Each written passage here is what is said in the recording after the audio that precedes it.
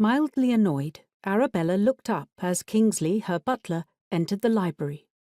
"Yes," she said, as she returned her focus to her manuscript.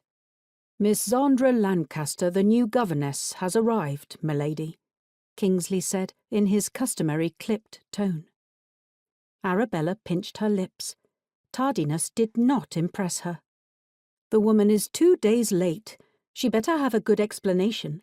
I was starting to think she had perished on her way from Scotland. That, or found the love of her life and eloped." "It seems Miss Lancaster indeed has had quite the misadventure on her way here, milady." Kingsley waited patiently just inside the door.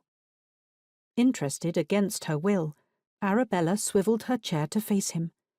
Kingsley's tone suggested a mystery regarding the new governess.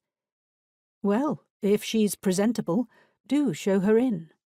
She adjusted her prematurely white blonde hair, as it kept dislodging the hairpins and falling into her eyes, and waited for the woman who came, so highly recommended, to enter.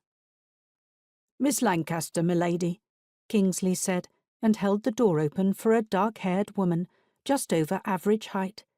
She wore black, and held a monstrosity of a hat in her hand as she approached Arabella. "Lady Grey," Zandra Lancaster said, and bowed. Bowed? Arabella simply stared. Didn't this girl know how to curtsy? Nowhere in her intense correspondence with her friend, Mrs. McKellar, had she mentioned how young Zandra Lancaster was. "You're late." Arabella thought she could smell faint but acrid smoke from the woman. Miss Lancaster nodded. "Yes, the train derailed."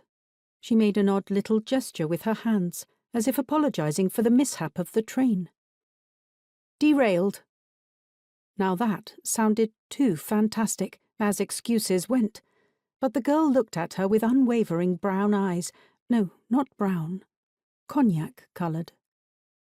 "Yes, it was a terrible accident.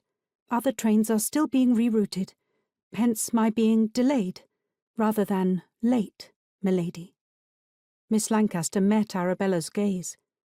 "I had to travel to the next town to catch another train, and your excuses are of no interest to me. So, not late, delayed." It didn't escape Arabella that Miss Lancaster had just corrected her, albeit very cordially. She stood and approached the new governess. Circling her slowly, she knew that this shark-like habit of hers usually made housemaids and valets tremble, but Miss Lancaster merely waited until Arabella finished. When she came closer, Arabella could smell more of the smoke. How bad had this derailment been? She had not read anything about it in the newspaper, but perhaps it was mentioned in today's issue, which she had yet to peruse. As she worked toward a deadline, she didn't always read the paper until late afternoon.